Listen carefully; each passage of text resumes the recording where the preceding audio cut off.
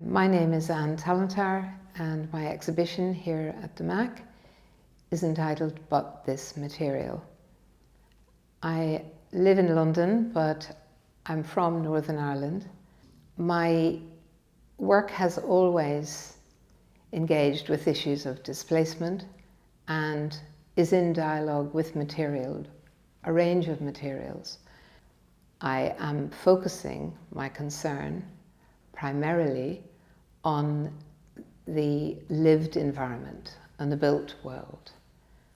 You will see in the show a range of ideas that consider how we live, where we live.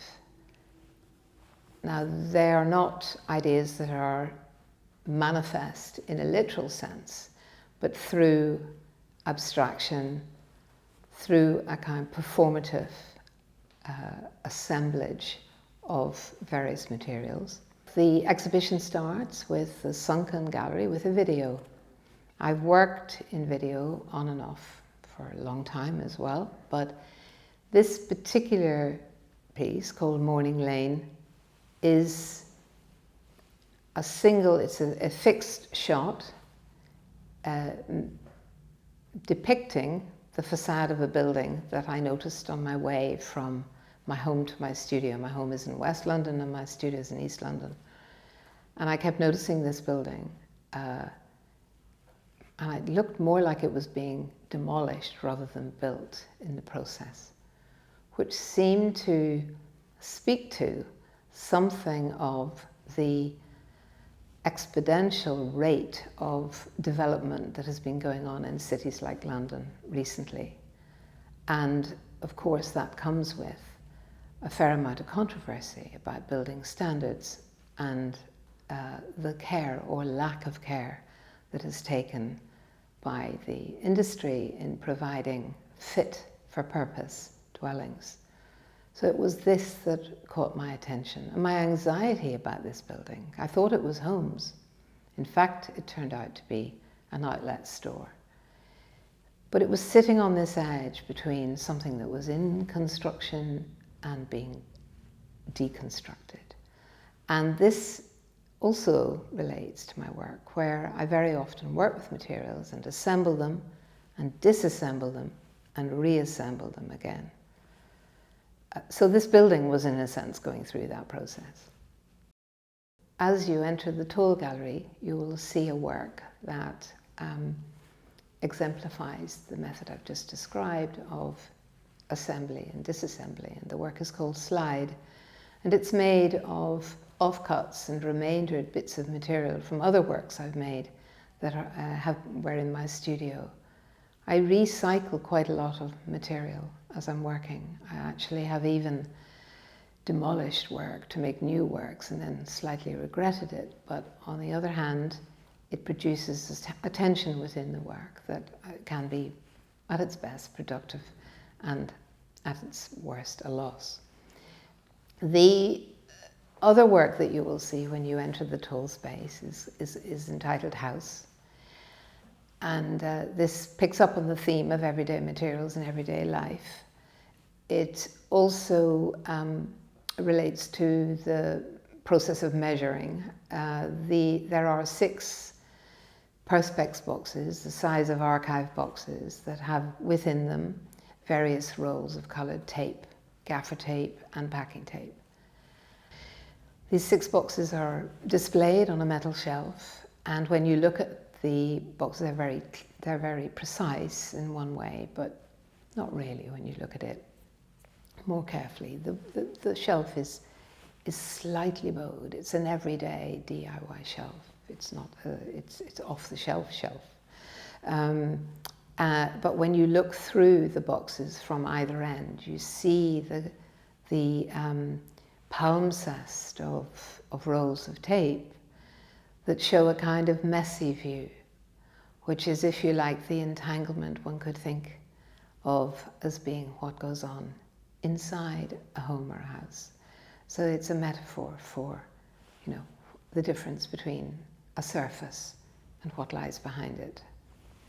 On the wall just to the left of House is another work that addresses dwelling and a specific house. In this instance, the reference is to a 19th century labourers' terrace house, similar to what would have existed on the site of the Mac.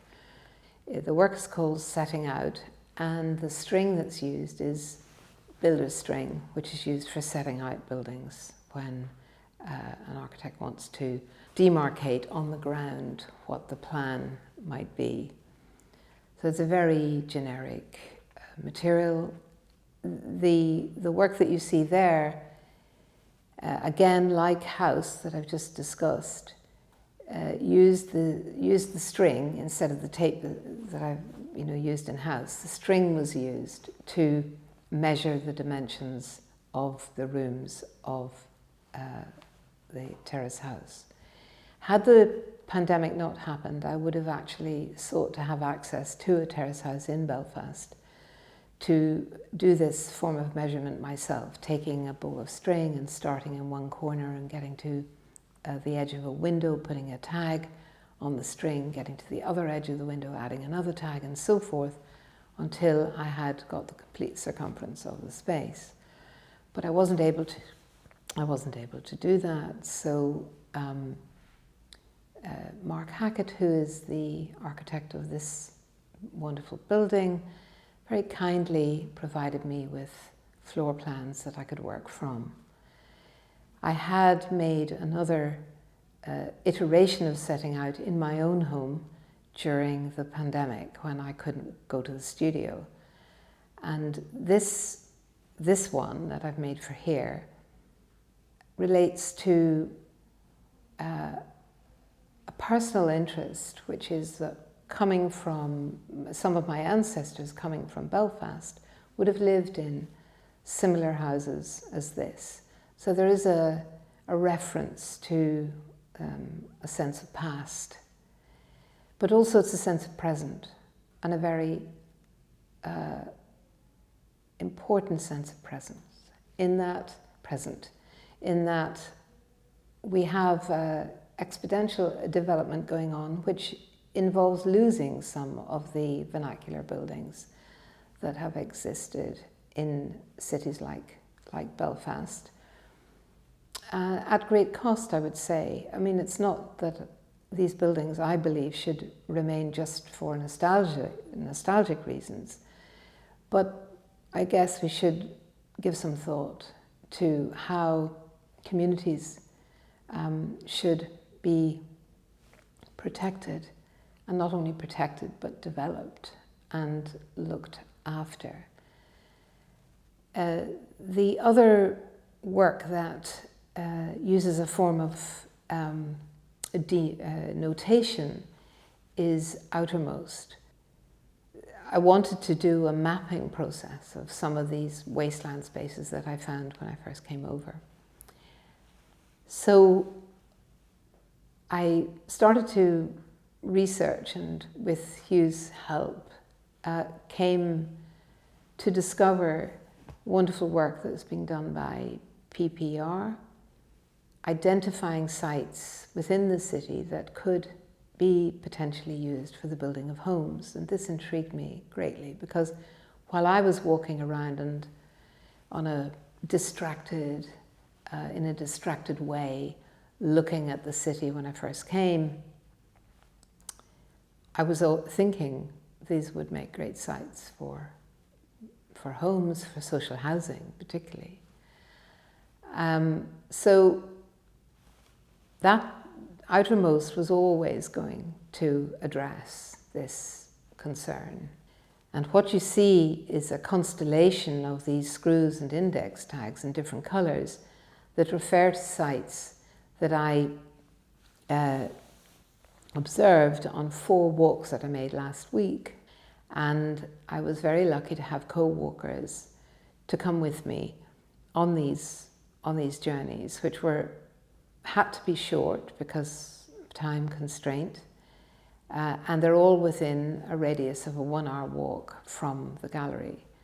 And so the sites that I denote in this work were observed, as I say, on these walks with Aisling O'Byrne and Marissa McMahon, an artist and activist, both with a great knowledge of the city, and through our walks, through the walks I made, and through dialogue with them, I was able to speculate further about the use of various spaces.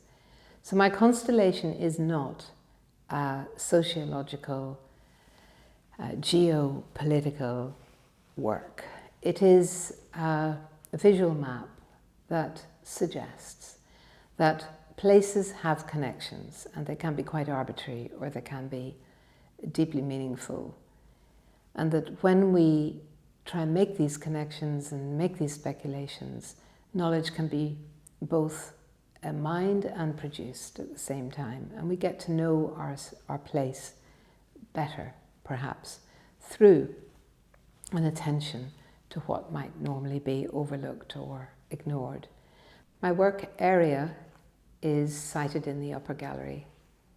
This is, again, a third iteration of a major work that started its life in Austria, where I observed a common space within a large housing complex, where residents of the space of the housing complex had brought items of furniture together to form zones of or places where there could be zones of activities such as watching TV, eating, playing pool, darts, and so on. Kind of performative area. The materials and the furniture that were there had been clearly considered not important to their main living spaces, but things that they wanted to get rid of, but didn't want to completely get rid of. So they're in this sort of transient area and turned into something else, something where I thought kind of amazing experiment of social cohesion and dialogue and experience could exist. It was a very heartwarming phenomenon to encounter. I took the dimensions and colours of these items of furniture and various materials that were in this space and recorded the precise colour of each of them and used these as the material for my work area. So area started as an observation of something in plan to end out as a work in elevation. In its first iteration area, all the panels were installed in a very small space, close together. In the second iteration, the panels had more space to breathe. This was in the Hollybush Gardens in London, where I introduced the rule of 2 meters to reference social distancing that we were going through at the time. This exhibition, the exhibition within which area was exhibited was last year. And now in this third and most expansive iteration of the work, I have used the 1 and 2 meter social distancing rules to organize the panels on the wall in a way that will speak to something of the embodied recognition of the scale of these objects and their placement. So the work looks to that which we see and recognize, but don't quite know why we recognize it. And that goes back to my interest in everyday materials and the scale of everyday living. It's a very key work for me in this. When I was first offered the opportunity to exhibit at the MAC, I very much wanted to do a work that would be in real time, in real space, and would engage some of the performative methods that I've used in my practice for many years. This is always a high-risk strategy because it means working in an improvised way in real time. I knew that I wanted to make a work that spoke to dimensions of living spaces within the gallery, and I also knew that I could possibly use the gallery to delineate in one-to-one scale an actual house. So the work that has emerged from this process is called ground work. And this work identifies within a generic floor plan for a 3-person, 2-bedroom dwelling, which has adhered to specific regulations for accessibility. The key aspect of this work is that it needs to be experienced while standing in the work, walking across the edge of the work, which the edge is delineated with builder's string again, in a sense replicating this technique that builders use for marking out space for building. But the key is that to experience the work, you have to stand inside this parameter and move the body to see the inscriptions that make the drawing of the work itself. The work cannot be viewed, and in fact it is very difficult to document holistically from outside. It is a work of fragments. It is a work that eludes a holistic visual imprint. It is bits. Groundwork relates to a series of drawings that I've made recently called plan drawings. The titles of these plan drawings come from paragraphs that I've taken from books that mean a lot to me. And I've taken the actual dimensions of these paragraphs and laid them on top of floor plans.